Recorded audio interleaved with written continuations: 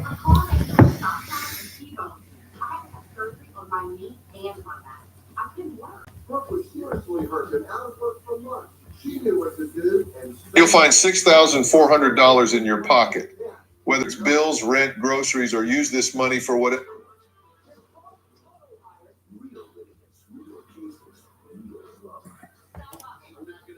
you need. Disease, clogging of the arteries is not.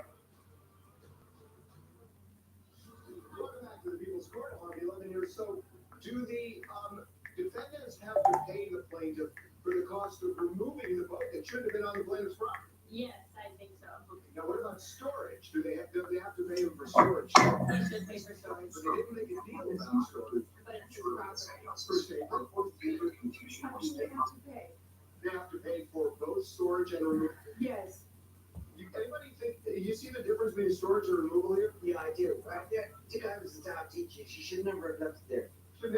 Tika was the top teacher. She should never have left it there. Tika was the top teacher. She should never have left it there. Tika was the top teacher. She should never have left it there. Tika was the top teacher. She should never have left it there.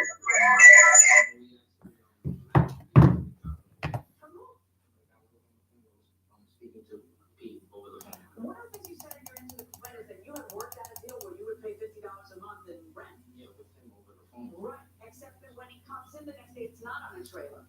So it's a complete hazard the way you have it there. So that wasn't gonna fly. So, where do you come out leaving it there all this time? You're also suing for 6 hours of loss of whose time? Your time? My time. Just because you're annoyed? No. You know how I know how you would not have had to lose any time if on that phone call you had said, take that trailer and take your boat and get off my property. Then you wouldn't have lost any time. So what's the $200 for picking up the bricks and putting them back? Back, I imagine there's gonna be debris left on the ground. All right, I am going to rule in your favor, Peter. And I realize you're annoyed at him because you feel like he knew that this was a big problem. And you're probably right that Scott knew this would be a big problem. What Scott knew is that he was going to remove the problem from his sphere of life and dump it on someone else. But you don't have standing to sue Scott. So as to Scott, I am dismissing the case. The greater ridiculousness is Victor, who sight unseen takes the boat and not to put it on his property and junk up his property, but junk up your property. And then, no, I don't have any money. I don't know, I haven't thought that far ahead.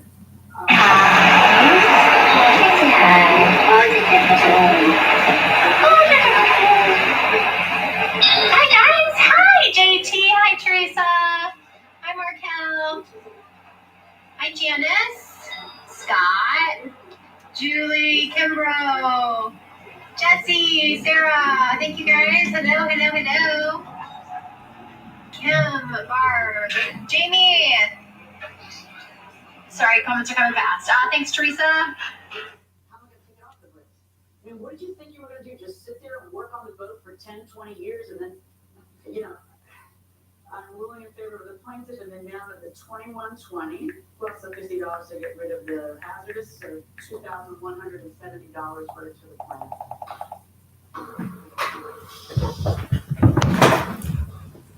Well, the plaintiff is gonna get the money to get the boat moved, $2,100. A lot of money. Yeah. What are you gonna do? I don't know. The judge put it right, she said you're an idiot. How do you feel about that? I kind of agree with her on that one. When it came back to the whole situation, I didn't think I had this one, but once I have to do it, things would just come my way. Did you feel guilty? Leaving it by the boat? Leaving it with it that way? You want it on the ground? I can't watch it. It's better being on the ground. Okay, all right. Good luck to you, okay? Put your brain in gear next time, all right? All right, Peter. You were kind of taken advantage of, for sure, but you're a good guy. Huh? Too good. All right, you think you'll be able to get it away? I don't think so. The keel's ruined. What do you think's gonna happen? You really think you'll get it out of there? I don't know. I tried to. Sure. circuit this whole thing before I took that school break. I make them come here and take it back to the cemetery and avoid all of this. And we got I guess you get rid of the newspaper messages because it gets a little bit, you're right. No, well, thank you very much. Okay, you decide if your documents on your way out of the courtroom. Harvey, what do you think? Okay, clearly, the plaintiff gets the removal fee. As for storage, you can't get storage costs unless there is a prior agreement. And that will do in this case millions. For the next case of the way into the courtroom, right now. This is the plaintiff, Erica Williams. She said she gave the defendant a deposit from the apartment she was renting. And at the last minute, the defendant refused to allow her to move in. And she had 2 boys and her. But then he made her return a $500 deposit. Why she was so this is a defendant, Leora Schwartz. She said her way of life, application, sent her further texts, emails, and she has a blocker because of her very nasty. She owes this woman nothing. She can't get another agreement and thinks the judge will sign it on her. She's accused of walking away from the Mexican.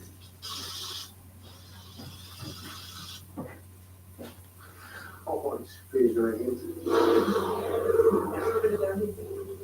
Shit, you know, I'm not good at therapy. I don't look down on that. So,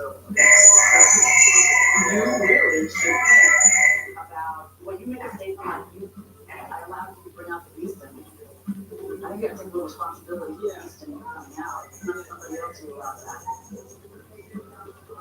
Big truck accidents in the U.S. are increasing every year. For over 23 years, attorney Alexander Shannai has helped 18-wheeler accident victims recover millions of dollars. If you've been in an accident involving an 18-wheeler, we are here for you. They took care of everything. Anyway, the associates ended up doing way more for me than I anticipated. Don't hesitate. Call me anyway. 265 The following are the 9 best foods to detox your heart and arteries. So stay tuned for number 9, which is my favorite, which may or may not shock you if you've seen my videos before. So food number 1 for our heart and artery detox and our cardiovascular system is garlic. Now garlic helps with our blood flow, really important to cleanse our arteries as well. And garlic has a little bit of a blood thinning effect. Food number 2 as a detox food for your heart and arteries is ginger. So ginger, again, being a spice that is really, really helpful for our cardiovascular system and the health of our blood. Food number 3 is blueberries, and this is great for detoxing our heart and arteries. Why? Because of the antioxidants, as well as food number 4, blackberries, also very anti-inflammatory for the arteries, but has those important polyphenols, those antioxidants, really protective for our heart and cardiovascular system. Food number 5 is tomatoes. Now, tomatoes contain lycopene, and these are best cooked with olive oil. That's what the research shows, that making that combination of the lycopene from the tomatoes, cooking them in olive oil, has that even more potent protective effect for our heart and arteries in terms of our detox. Food number 6 is olive oil, and olive oil is very rich in the polyphenols as well. I love a Greek olive oil, specifically from the Koronakai olives. This is what the research has shown is the most protective for our antioxidant effect and also the health of our cardiovascular system. Food number 7 for our heart and artery detox is red wine. So we know that the skins of dark red grapes contain resveratrol, and resveratrol is an important antioxidant, very important for longevity as well, and really protective for our arteries and, of course, our heart as well. And food number 8 is fish and seafood, also one of my favorites. This is something that I make sure that I get enough of in my diet. Of course, always choosing the healthier fish that have less amount of those toxins, which can be, of course, in fish and seafood products. So I have another video all about the best fish to choose, so make sure you check that out. I also do take a high quality fish oil supplement every single morning to help with, of course, keeping my heart and arteries nice and clean, just like Lucy's. And food number 9 is dark chocolate. Yes, the polyphenols in dark chocolate help to increase our nitric oxide production, and this can decrease that inflammation in our arteries. So really, really protective for our heart and arteries as part of our heart and artery detox. So there you have it. Today I talked all about heart and artery detox, the best foods to detox your heart and arteries. I hope you learned something new. For more total body detox tips, though, check out my video, 9 Ways to Detox and Cleanse for a Total Body Detox. One of my goals is to teach you how to empower yourself over the healing of your own body, mind, and spirit. If you're looking for a really good vitamin D3 K2 product, this is the one you need. This will give you 10,000 international units of vitamin D3, 100 micrograms of vitamin K2. Let's talk about the best meal that you could eat to help reduce plaquing in your arteries, or even help prevent cardiovascular disease. Now, I've done a lot of videos on what to avoid to prevent heart disease. Today, I'm going to primarily focus on what to eat, okay? But we first have to give you a little background of what is going on behind the scenes as far as cardiovascular disease, and primarily we're going to talk about plaque. Now, what is in plaque? Plaque is a combination of calcium, protein, and cholesterol. Many times the calcium is the result of biofilms. So what's a biofilm? It's a colony of microbes that these microbes have built these little calcium igloos or shells to protect themselves so they can go underneath the radar. So when you see calcium plaque in the arteries, underneath that plaquing there could be a microbial community. And biofilms tend to accumulate on roughened edges, right? If the arteries were nice and smooth and strong, they probably would never accumulate on the arteries. But the question is, what causes them to get stuck on the inside of the artery wall, in your coronary artery, for example? Well, that would be some type of, they call it lesion or oxidation or inflammation or damage from, excessive sugar in the diet. It could be you're diabetic. You could be a pre-diabetic. It could come from omega-6 fatty acids, junk foods, alcohol, all sorts of things. So when you see plaquing, you're also going to see this LDL, a very specific kind, the small, dense particle size.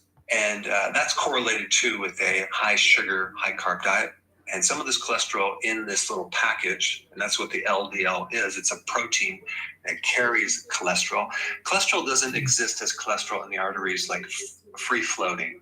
It's always in a little shuttle bus. But the cholesterol is coming in the form of Band-Aid with this cement, the calcium. And then also you're going to get fibrous tissue, like a protein cement that kind of mixes in with the calcium and the cholesterol as a Band-Aid. And then you'll see like a thrombus or a clot forming too in that same area. So given that information, what can we do to prevent, slow down, or reverse this situation? All right, there's several things to know about this.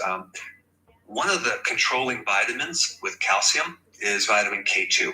Vitamin K2 drives the calcium into the bone. Without enough K2, calcium tends to develop in the soft tissues of the body, not just your arteries, but also in the joints as well. And there's one more point about biofilms. There's some interesting things about biofilms, especially when we're dealing with plaquing in your arteries. There's several studies that I found that links periodontal bacteria, the bacteria in your mouth, this pathogenic bacteria actually ending up in the plaquing in your arteries. I mean, that's interesting because what are these periodontal bacteria, they're pathogenic, they're in your mouth, doing in your heart, okay? Now, you have to realize, like, in the mouth, you have over 700 different species, okay? Not just bacteria, but different types of bacteria in your mouth. And one of the reasons why the bacteria can actually go through the pores, through your gums and into your bloodstream, is the same reason why bacteria can leak from your intestines into your bloodstream. That's called bacterial